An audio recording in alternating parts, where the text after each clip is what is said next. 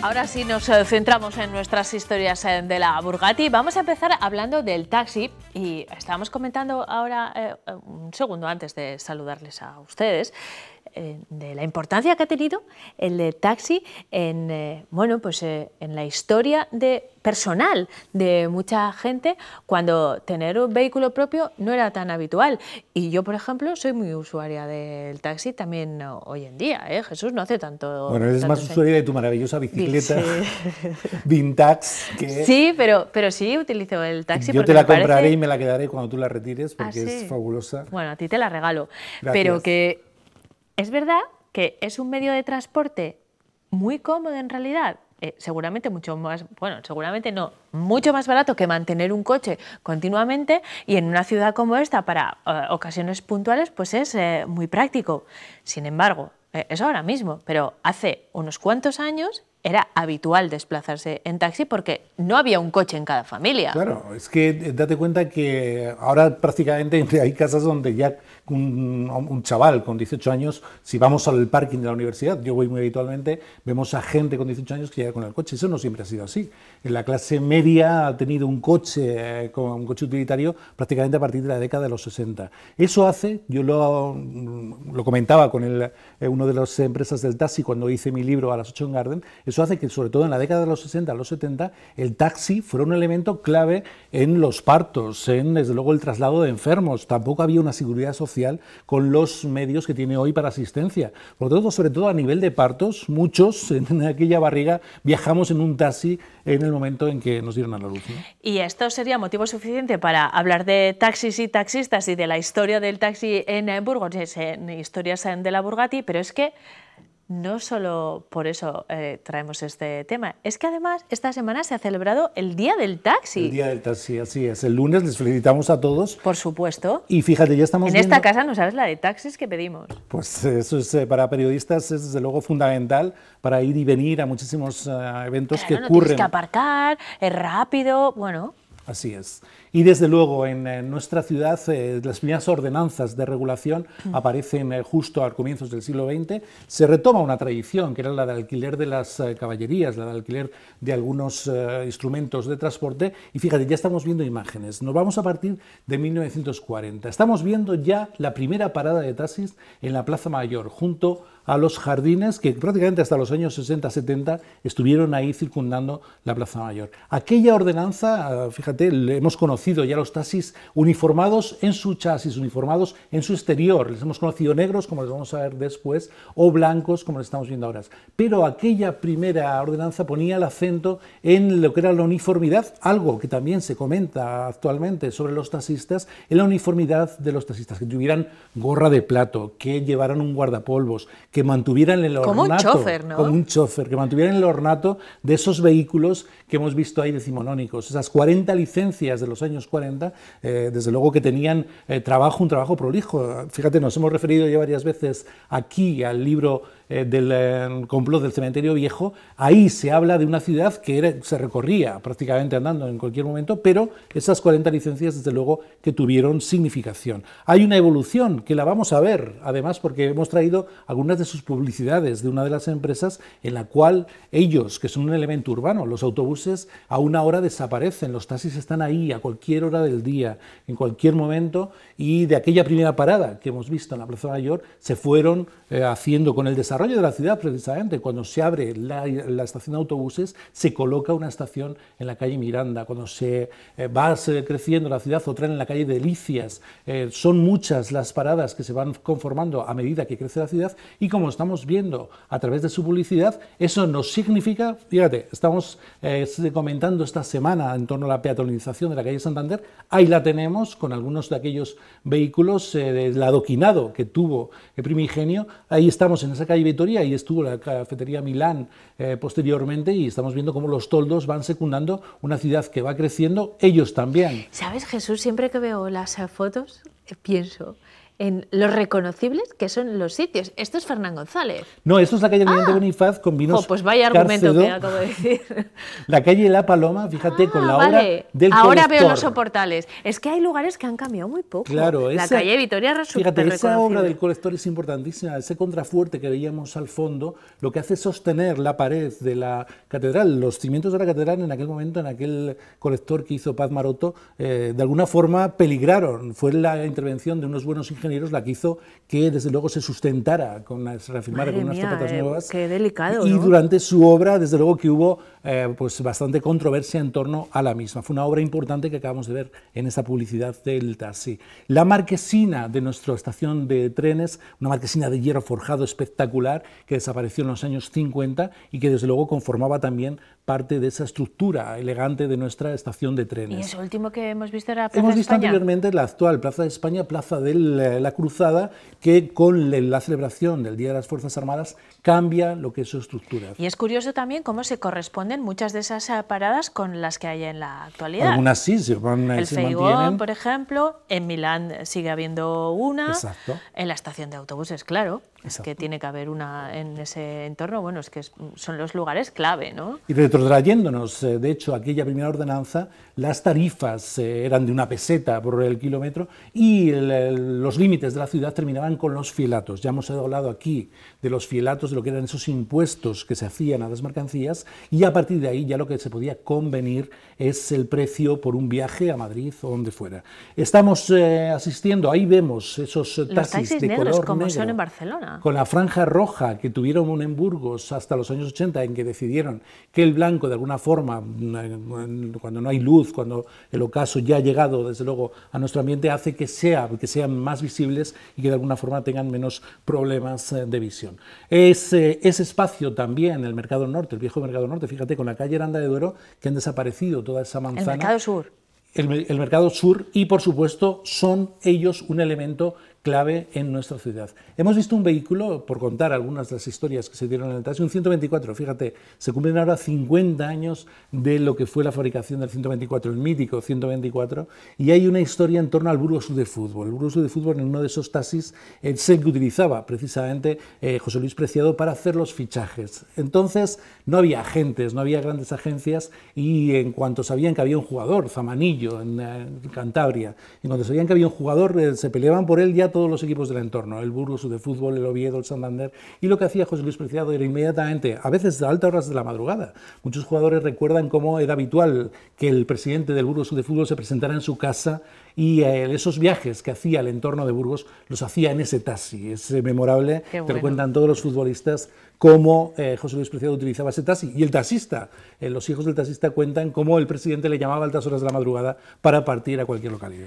Bueno, nosotros nos vamos a ir al segundo tema, hasta Madrid, para hablar de la relación de Burgos y Madrid, con la excusa de San Isidro, aunque una vez más, igual que con el taxi, podríamos hablar de un montón de temas, porque hay muchas cuestiones que unen Burgos con Madrid. Después hablamos del Día de San Isidro como patrón de los labradores, pero ahora vamos a hacerlo como el patrón de Madrid, ¿no? Bueno, y no está exento, desde luego, también de lo que es esa génesis en torno a la agricultura. Hoy vemos una Madrid, desde luego, deslumbrante, podemos ver grandes edificios de rascacielos, pero Madrid, en su propia toponimia, en lo que es en la etimología de su nombre, Maguériz, el Maguériz árabe, nos habla de un lugar de aguas subterráneas. Madrid es un enclave, por ejemplo, arqueológico maravilloso, guarda debajo de algunos de los edificios más despampanantes, desde luego que la memoria de una ciudad, ahí Pues la estamos ahora que viendo. están horadando todo el suelo de Madrid van a encontrar de Claro, todo. y cuando han hecho las obras de la M30 lo han hecho también. Tenemos que retrotraernos a esa ciudad. Era un fortín, era un fuerte que defendía prácticamente Toledo. Esa sí que era una de las capitales del mundo árabe, lo fue del mundo visigodo, lo fue después de la Reconquista. En el 911 encontramos allí a Fernán González haciendo una racia, haciendo una entrada con Ramiro II, precisamente, pero intentando tomar lo que era ese fuerte de Maguériz, lo toman, después lo tienen que abandonar ante otra de las ofensivas árabes, y por supuesto ahí tenemos lo que hoy podemos ver en torno a la Puerta de Toledo.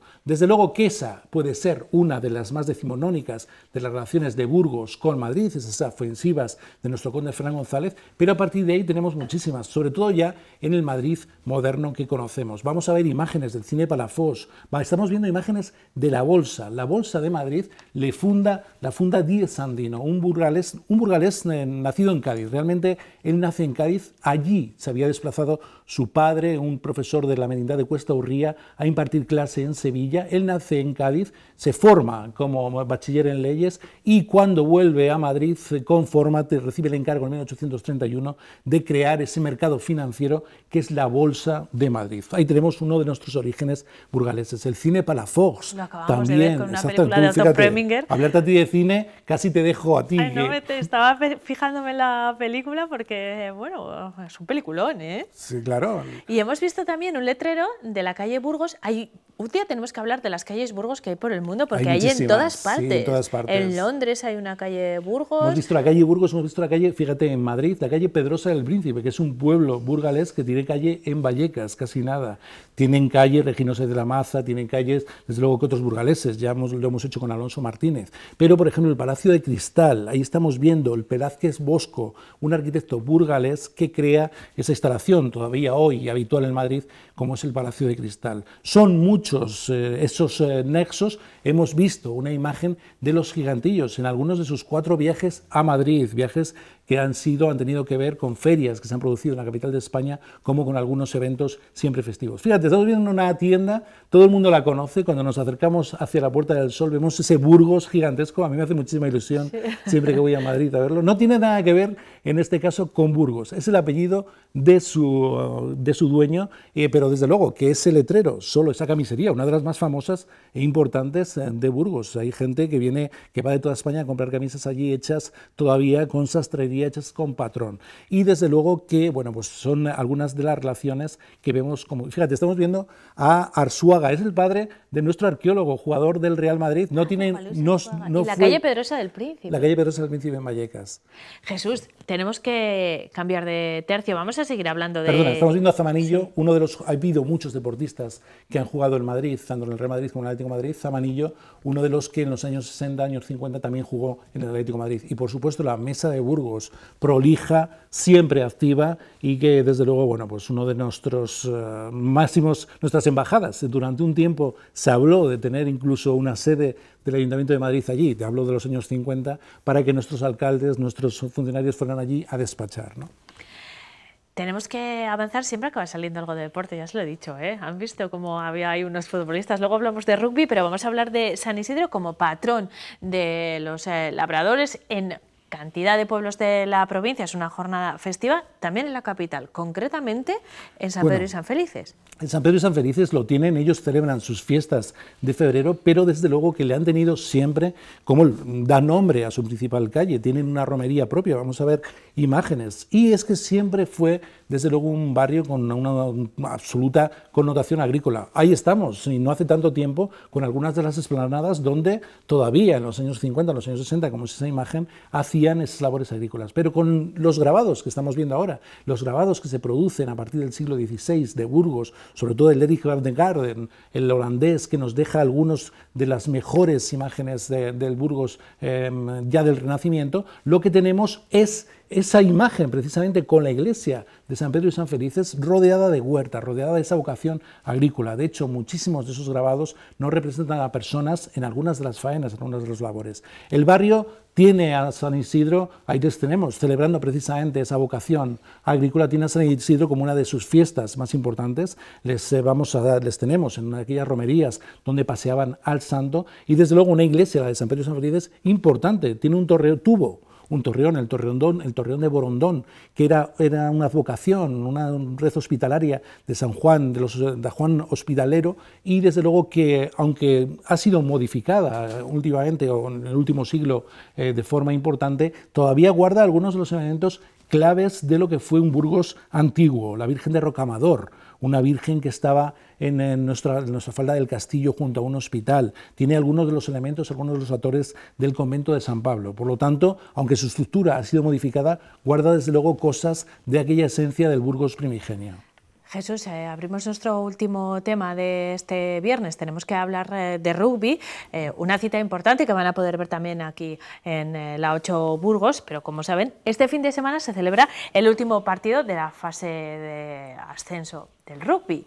Y es que tenemos muchas historias que rescatar también alrededor del rugby. Bueno, es que desde luego esta casa va a televisar un partido que va a ser clave para lo que puede ser el ascenso del UBU y sobre todo viendo lo que es la historia del rugby, están viviendo un momento tremendamente dulce de público. No ha sido siempre así, desde luego. Y de afición, y de porque afición, hay un montón claro, de niños jugando es al espectacular fútbol. Y sobre todo es un deporte con una tremenda educación, con unos valores. Fíjate, si al árbitro lo llaman señor, casi nunca, salvo algunas excepciones, hay alguna bronca en el transcurso de un partido. Y el famoso tercer tiempo. El famoso tercer tiempo, el otro día no lo pudieron celebrar en Sevilla porque tenían que desplazarse a Dos Hermanas, pero fíjate, estamos viendo ya imágenes de aquellos orígenes, ¿no? En la escuela de aparejadores, dos equipos, sobre todo, el Diego Porcelos y Aparejadores, que van paralelos en la historia, se van fundiendo, se van uniendo, después se vuelven a disolver. La última unión ha sido entre dos clubes en el año 2006, eso es el equipo que conocemos hoy, afortunadamente unificado. Pues el fútbol podría tomar nota